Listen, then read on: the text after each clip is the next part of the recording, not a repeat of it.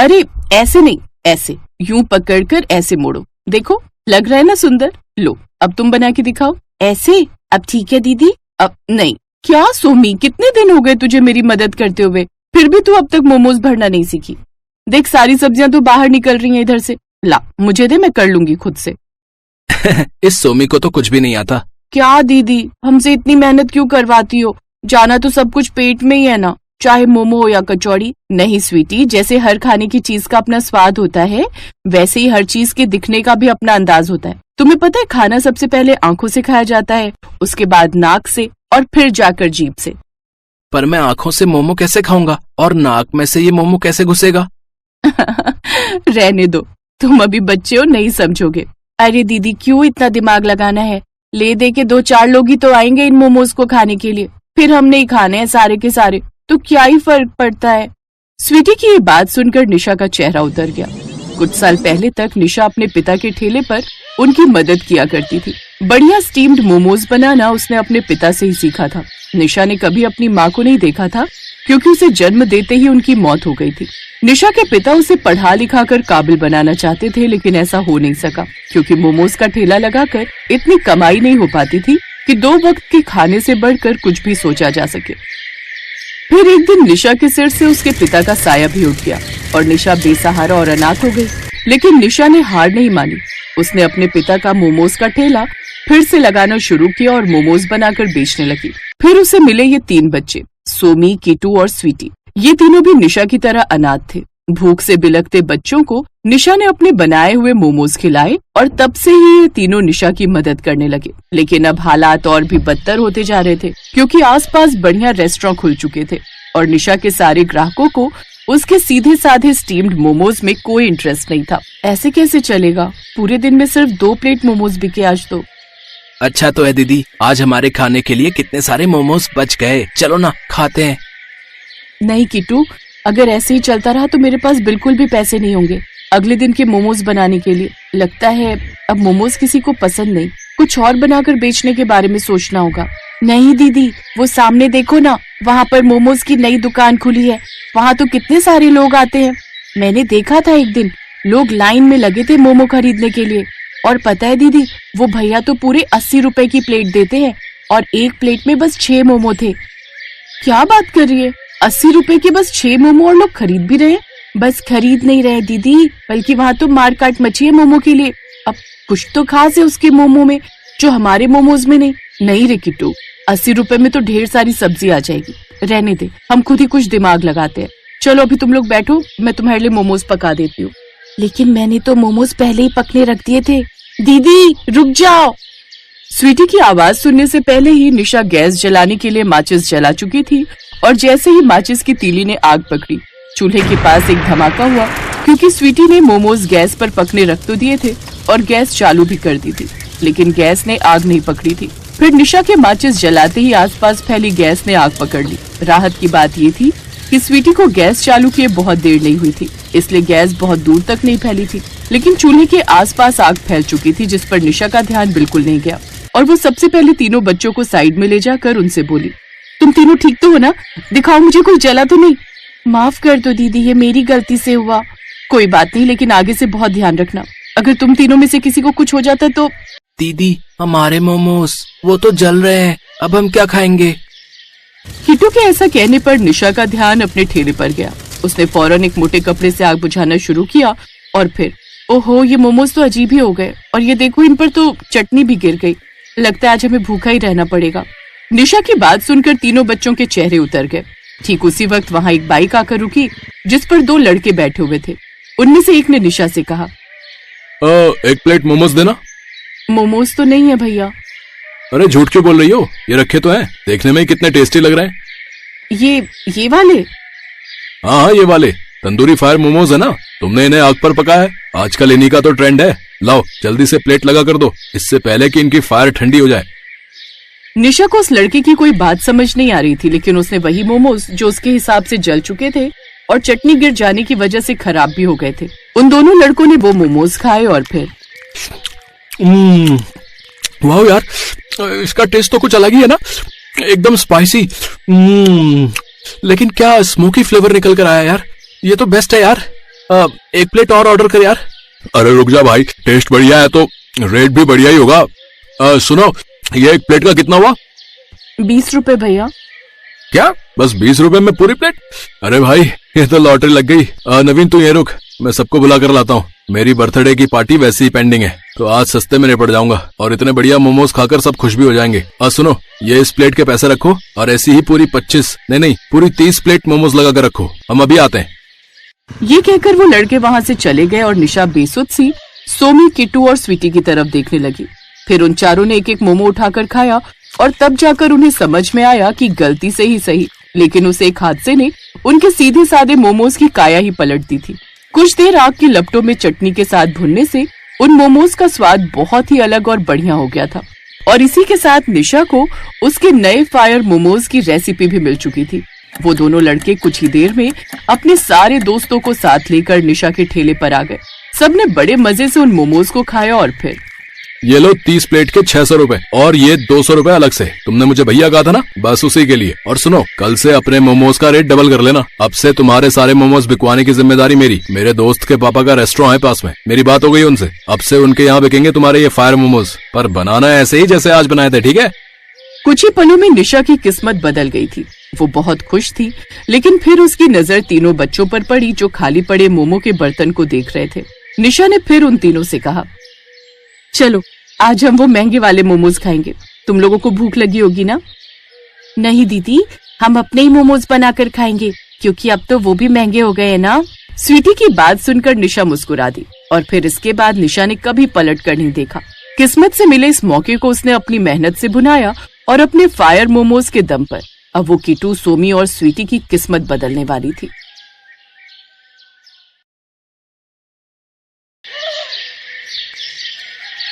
सुमन दिल्ली में रहती थी। उसके पापा चाट का ठेला लगाते थे। सुमन भी इस काम में अपने पापा का साथ देती थी। पापा ये लो, सारे गोलगप्पे भी तैयार हो गए और पानी भी बना दिया, बस मीठी चटनी आप बना लो। मैंने हरी चटनी बना दी है। सुमन बेटिया, सारा काम तो तूने ही कर दिया। तू तो मेरी आदत खराब कर रही है बेटी। कुछ दिनों में तू ससुराल चली जाएगी तो तेरे बिना काम में बिल्कुल मन नहीं लगेगा। तेरी बहुत कमी खलेगी बिटिया। बस रो दिए। सुमन, अब तू ही अपने पापा को संभाल। थोड़ी थोड़ी देर में मन भारी कर लेते हैं। पापा, मैं आपको छोड़कर कहीं नहीं जाऊंगी। मुझे ये शादी नहीं करनी। मैं भी आपके और माँ के बिना नहीं रह पाऊंगी। पापा नहीं बिटिया, ऐसे नहीं कहते।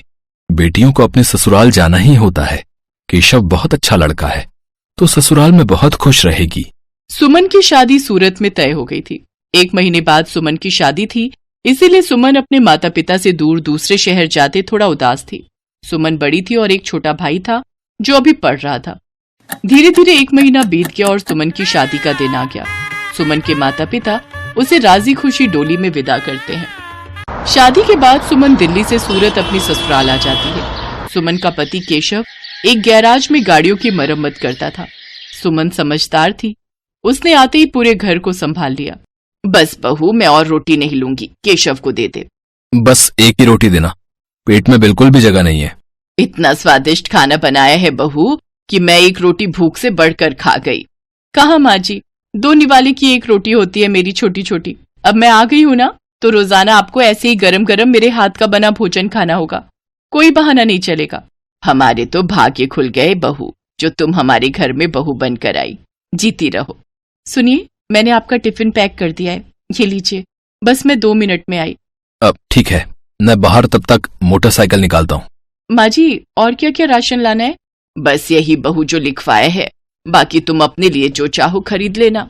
ठीक है, मैं थोड़ी देर में लौटती हूँ। सुमन केशव के साथ मोटरसाइकिल पर बाजार चली जाती है। सुमन, कहो तो गैराज बाद में चला जाऊंगा। तुम अकेले घर सामान लेकर कैसे जाओगी? अरे आप चिंता मत करो, मैं ऑटो ले लूंगी। केशव सुमन को बाजार में छोड़कर गैराज जाने लगता है। तभी उसकी मोटरसाइकिल के आगे कहीं से एक पत्थर आ जाता है। केशव की मोटरसाइकिल लड़खड़ा जाती है और वो बहुत तेज गिरता है। केशव को काफी चोट आ जाती है। सुमन कुछ ही दूरी पर थी। हे ईश्वर, ये क्या हो गया? भाई साहब, थोड़ी मदद कीजिए। चिंता मत करो बहन जी, सब ठीक हो जाएगा। कुछ लोग सुमन की मदद करते हैं और केशव को बराबर के अस्पताल में ले जाते हैं। डॉक्टर केशव का इलाज करता है। कुछ देर बाद केशव को आराम मिलता है। ज्यादा गंभीर चोटें तो नहीं थी, पर केशव के पैर की हड्डी टूट गई थी। 2 दिन बाद केशव को छुट्टी मिलती है। माँ, मैं ठीक हूँ, बस पैर की हड्डी में ही तो फ्रैक्चर है। कुछ महीनों में मैं ठीक हो जाऊंगा, चिंता मत करो। अरे माँ हो ना बेटा, तू नहीं जानता, जरा सी खरोच भी बच्चे को आ जाए तो माँ का कलेजा निकल जाता है। और फिर तेरे तो इतनी चोट आ गई है। अब तो कुछ दिन के लिए गैराज भी नहीं जा सकता। जाना भी नहीं है, डॉक्टर ने अभी 6 महीने रेस्ट के लिए बोला है। आप चिंता मत करो, पैसों की कोई तंगी नहीं आएगी। मैं कोई काम शुरू कर देती हूँ ताकि घर में थोड़े पैसे आते रहें। तभी सुमन के माता पिता भी दिल्ली से आ जाते हैं। सुमन ने उन्हें फोन पर केशव के एक्सीडेंट की बात बताई थी, जिसे सुनकर वो रह नहीं सके। अब दामाद जी, काम की कोई चिंता मत करो। सुमन ने मेरे से चाट बनाना बहुत अच्छे से सीखा हुआ है। सुमन बिटिया, तू यहाँ सूरत में दिल्ली वाले गोलगप्पे शुरू कर, वो तो बहुत अच्छे बनाती है। कुछ दिन मैं यहाँ रुक जाता हूँ, जब काम सेट हो जाएगा तब मैं वापस चला जाऊंगा। हाँ पापा, ये ठीक रहेगा। दिल्ली वाले गोलगप्पे यहाँ बहुत अच्छे चलेंगे। हमारे इधर आसपास किसी ने भी दिल्ली वाले गोलगप्पे का काम नहीं शुरू किया हुआ। केशव बेटा, आप सारी चिंता छोड़ दो, पापा और मैं कुछ दिन अब यहीं रहेंगे। शुक्रिया माँ, शुक्रिया पापा, आपने मुझे बहुत हिम्मत दी है। ऐसी बहू और ऐसे समधी सचमुच बहुत नसीब वालों को मिलते हैं। सुमन की सास की आंखों में आंसू आ जाते हैं। केशव को भी अपने सास ससुर के आने के बाद बहुत हिम्मत मिल गई थी। सुमन अपने पापा के साथ सूरत में गोलगप्पे का ठेला शुरू करती है, जिसके ऊपर लिखा था दिल्ली वाले गोलगप्पे। गोलगप्पे के दीवाने तो बहुत लोग हैं और सूरत में तो पानीपुरी के सभी दीवाने हैं। ये देखकर सुमन और उसके पापा ने गोलगप्पे का स्टॉल लगा दिया। उनके बने गोलगप्पे बहुत पसंद किए जाने लगे। सुमन बिटिया, मुझे पता है अब तुम काम अकेले संभाल लोगी। अब हमें चलना चाहिए। सूरज भी अपनी बुआ के घर बहुत दिन से रुका हुआ है। वो उन पर बोल रहा था कि हमारे बिना उदास हो रहा है। हाँ पापा, सूरज बहुत दिन अकेला रुक गया और आपको दिल्ली का भी तो काम संभालना है। वो भी बहुत दिनों से बंद पड़ा है। अब तो मैं सब कुछ संभाल लूंगी, आप मेरी चिंता मत करो। सुमन के माता पिता वापस दिल्ली लौट जाते हैं। उन्हें आए हुए भी बहुत समय हो गया था। अब सुमन अकेली रोजाना गोलगप्पे का ठेला लगाने लगी। वो रोजाना सुबह उठकर गोलगप्पे और बाकी का सामान तैयार करती और बाजार निकलती। कुछ भी कहो सुमन दीदी, आपके गोलगप्पे का जवाब नहीं है। हम सारी सहेलियां रोजाना शाम को स्पेशली मार्केट आपके गोलगप्पे खाने के लिए आती हैं। हाँ सुमन दीदी, ये तो सच है, बहुत टेस्टी गोलगप्पे होते हैं आपके, साथ में खट्टा मीठा पानी बहुत बढ़िया बनाती हो आप। बस आप सब ग्राहक तारीफ कर देते हो, मुझे काम करने में और प्रेरणा मिलती है। ये लो, इसी बात पर 2 गोलगप्पे फालतू खाओ। सुमन रोजाना ऐसे ही शाम के समय बाजार में ठेला लगाती थी। धीरे धीरे सुमन के गोलगप्पे पूरी सूरत में फेमस होने लगे। अब तो उसे शादियों और पार्टी के भी ऑर्डर मिलने लगे। इस काम में सुमन की सास भी उसकी मदद करती थी। कहीं भी शादियों और पार्टी के ऑर्डर मिलते तो सुमन अपनी सास के साथ जाती और वहां पर अपना स्टॉल लगाती। स्टॉल पर दिल्ली वाले गोलगप्पे लिखा देखकर लोगों की भीड़ सबसे पहले वहीं पर टूटती थी। बहुत अच्छे पैसे कमा लिए सुमन ने।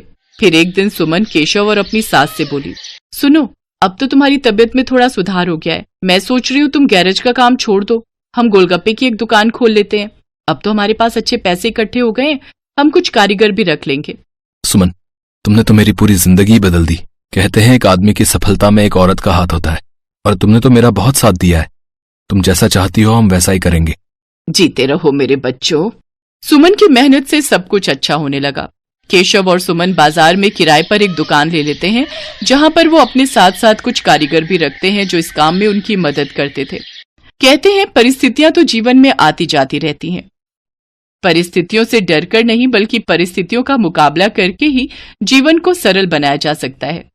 जो व्यक्ति संघर्षों से लड़ता है वही ऊंचे मुकाम प्राप्त करता है, जैसा सुमन ने किया। वो परेशानियों से डरी नहीं, बल्कि उनसे बचने का रास्ता ढूंढा।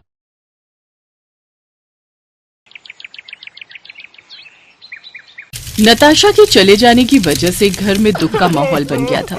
जिन जहरीले तीखे मोमोज की वजह से नताशा की जान गई थी, उस बुढ़िया को अभी तक पुलिस पकड़ नहीं पाई थी।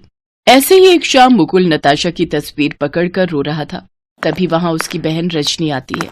मैं जानती हूँ भैया, आप नताशा को बहुत प्यार करते थे, लेकिन भैया अगर आप ऐसे हार मानोगे तो फिर हम उस बूढ़ी अम्मा को आखिर कैसे पकड़ पाएंगे जिसने हमारी नताशा को जहर दिया था। हमें उसका पता लगाना ही होगा और उसे उसके किए की सजा भी दिलानी ही होगी। तुम बिल्कुल सही कह रही हो रजनी। जिसने भी मेरी नताशा के साथ ऐसा किया है, मैं उसे सजा जरूर दिलवाऊंगा। हमें यह पता लगाना ही होगा कि आखिर उस अम्मा ने ऐसा क्यों किया, जो उसने उसे जहर वाले मोमोज खिलाकर मार डाला। तुम अभी मेरे साथ पुलिस स्टेशन चलो, मुझे बुढ़िया का स्केच बनवाना है। मुकुल अपनी बहन रजनी को अपने साथ लेकर पुलिस स्टेशन जाता है और उस बुढ़िया का स्केच बनवाता है। पुलिस उस बुढ़िया की छानबीन शुरू कर देती है। पुलिस बुढ़िया की तलाश शुरू कर देती है, लेकिन उसका कहीं भी पता नहीं चलता और आखिरकार थक हार कर पुलिस को ये केस बंद करना पड़ता है। नताशा के पिता एक रोज मुकुल से मिलने आते हैं। बेटा, मैंने अपनी इकलौती जवान बेटी को खोया है। मैं ऐसे हाथ पे हाथ रखकर नहीं बैठ सकता। मुझे किसी भी हालत में उस बुढ़िया को सजा दिलवानी ही होगी। आप बिल्कुल सही कह रहे हैं अंकल जी।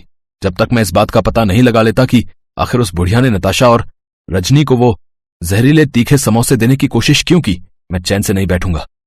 ऐसे ही कुछ दिन बीत जाते हैं। फिर एक रोज मुकुल जब मीटिंग के लिए शहर से बाहर जा रहा था तो रेलवे स्टेशन पर उसकी नजर एक बूढ़ी अम्मा पर जाती है जो कि मोमोज बेच रही थी।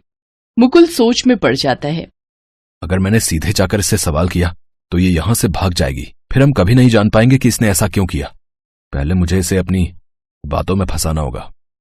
राम राम काकी, ये मोमोज कैसे दिए? 20 रुपए प्लेट है बेटा। अरे वाह, ये तो बहुत ही सस्ते हैं। अरे बेटा, इस उम्र में तो बस पेट भरने के लिए कमा लूं उतना ही काफी है। महंगा बेचकर मैंने कौन सी जमा पूंजी इकट्ठी कर लेनी है। बोलो कितनी प्लेट करूं? आप एक प्लेट पैक कर दो। वो बुढ़िया जल्दी से एक प्लेट पैक करके मुकुल को दे देती है।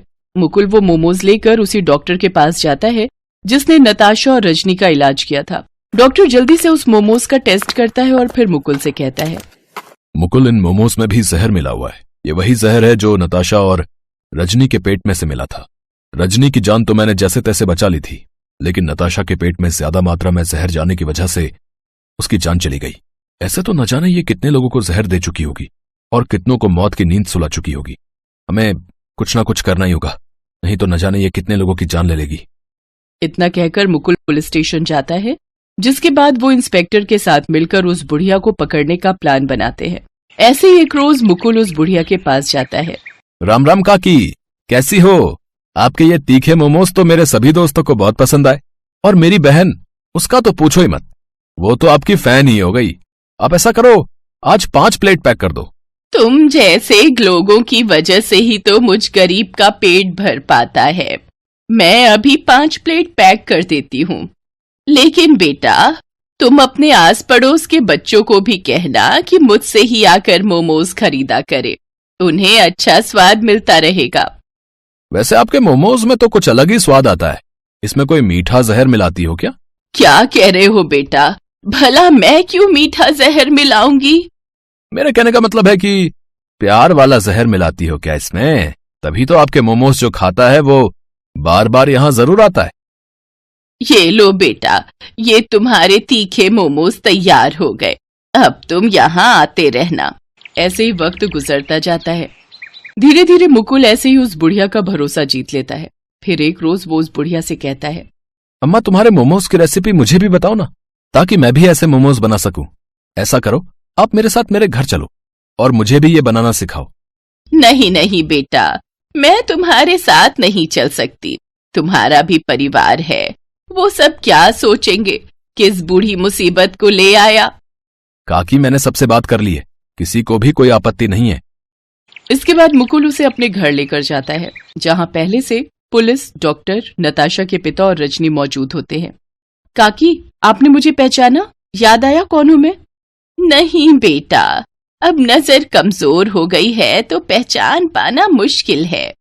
इस लड़की को तो अच्छे से पहचानती होंगी ना आप? हाँ, ये लड़की तो आती थी मेरे पास, लेकिन आखिर आप लोग ऐसे शक भरी निगाह से क्यों देख रहे हो मुझे? क्योंकि काकी, अब हम सब जानते हैं कि आप अपने मोमोज में जहर मिलाती हो, और आपकी वजह से ही मेरी दोस्त नताशा की जान चली गई, और आज ये पुलिस आपको पकड़ने के लिए ही यहाँ आई है। अम्मा, आपके लिए बेहतर यही होगा कि आप अपना सच कबूल कर लो। क्योंकि मेरे जवान बेटे की मौत भी इसी वजह से हुई थी। उसे किसी दोस्त ने मोमोज में मिलाकर जहर खिला दिया था, और जिसने ऐसा किया उसका मुझे आज तक पता नहीं चला। इसीलिए मैं सबकी जान ले लूंगी। लेकिन एक इंसान की वजह से आप सबकी जान नहीं ले सकती। माता जी, आपने ऐसा नहीं करना चाहिए था। आपको हमारे साथ थाने चलना होगा। चलिए। पुलिस उस बूढ़ी औरत को गिरफ्तार कर लेती है, जिसके बाद से शहर में जवान मौतों का सिलसिला रुक जाता है। बूढ़ी काकी को 3 साल की सजा होती है। साथ ही वो उस लड़के को भी पकड़ लेती है जिसने उस बूढ़ी काकी के बेटे को जलन के मारे मोमोज में जहर मिलाकर खिलाया था। Best buddies. Hello friends, thanks for watching this video. अगर आपको ये वीडियो पसंद आया है तो प्लीज लाइक, सब्सक्राइब, कमेंट्स करें इस वीडियो पर, और हाँ, शेयर करना भी ना भूलें। और भी मजेदार वीडियो देखने के लिए नीचे दिए गए बेल आइकॉन को दबाएं। देखते रहिए बेस्ट बडीज।